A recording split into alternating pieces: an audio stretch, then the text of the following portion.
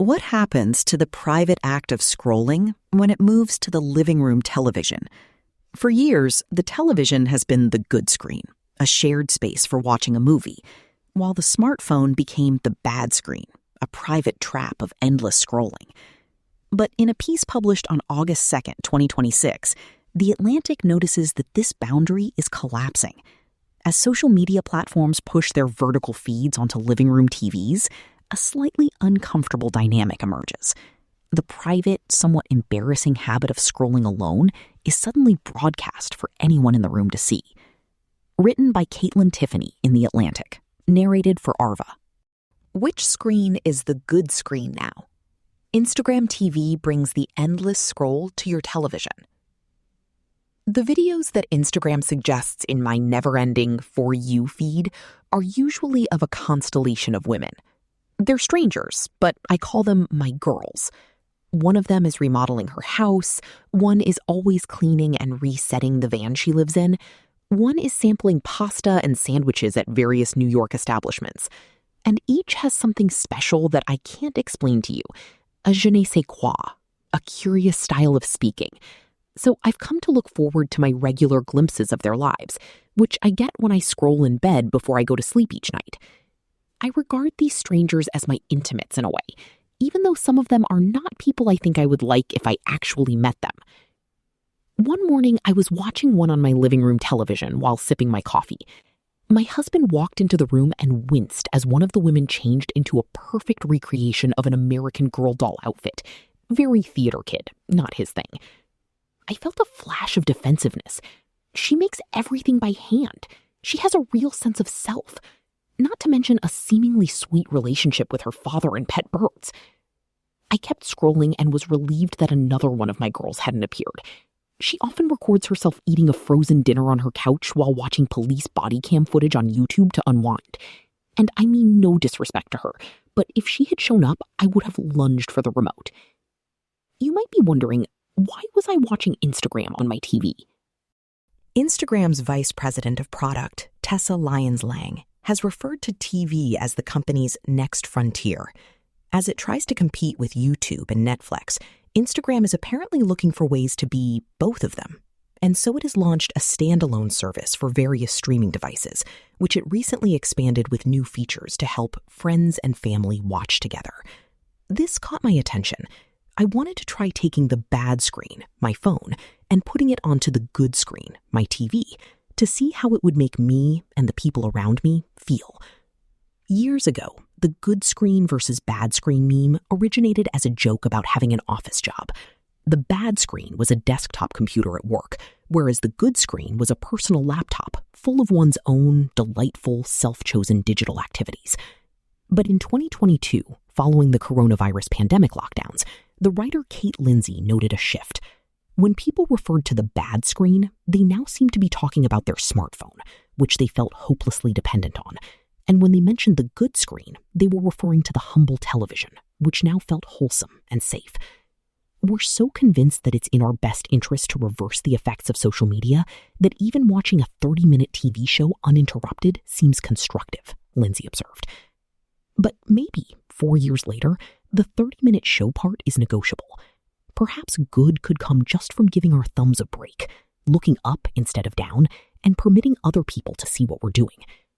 My husband was initially wary of adding his Instagram account to our living room TV, but he acquiesced, and we had kind of a blast watching his feed together.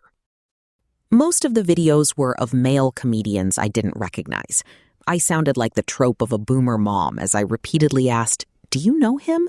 whenever a new guy showed up. I didn't mean, "Are you friends?" I meant, "Are they your guys?" Sometimes they were, and I was honored to meet them.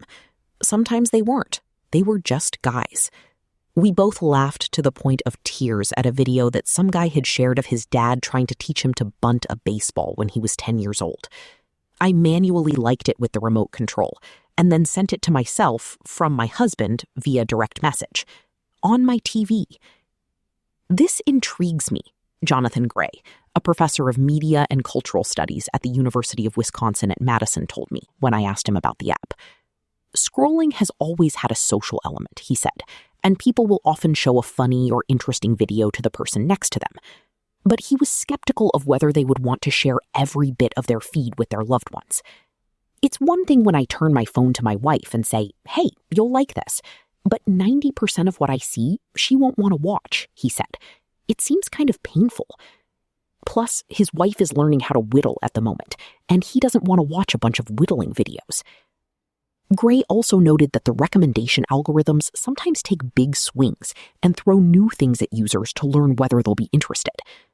One might worry a little about the big swings that could appear on your TV, which to others in the room might appear to be something you've already expressed enthusiasm about. When I asked the Instagram spokesperson Christine Pai whether the TV app would filter out any weird stuff, she told me that both apps are using the same recommendation system. The only specific difference she cited is that the TV app will give an edge to horizontal videos because they are better suited for the display. The app does allow users to play themed channels based on their pre-established interests, so you don't necessarily have to show off your entire, highly variable and sometimes unpredictable feed. The idea with the channels seems to be that making the secret, private shame of scrolling into a collaborative activity will give it a new place in the home. It can be more like watching America's Funniest Home Videos together after dinner, and less like sitting side by side staring silently at something in your lap. People feel ambivalent about scrolling feeds. Marika Luders, a professor of media and communication at the University of Oslo, wrote to me on this point. We find it entertaining at times, but we also feel embarrassed and guilty about it. To her, moving Instagram from a phone to a TV seems like a strategy to increase the status of short-form videos by putting them on a screen that people currently feel less anxiety about. That makes sense to me, though I find it just as easy to imagine how this may backfire for the company. Many people who are attempting to cut back on their Instagram use remove the app from their phone and use only the desktop computer version, which is clunkier and less comfortable to scroll through for hours. Using it is so non-intuitive and unnatural that it calls attention to the absurdity of one's habit. Moving Instagram to a bigger screen, then, is usually a route not to normalizing it in that new space, but instead to severing ties with it altogether. The differences between a phone and a TV are even more dramatic, and maybe even more off-putting. Surely the novelty will wear off. Last week, while visiting my sister-in-law and her boyfriend, my husband and I asked them to show us their feeds on their TV. My sister-in-law's was funny because it was full of wedding planning content. She's currently waiting on the requisite engagement ring.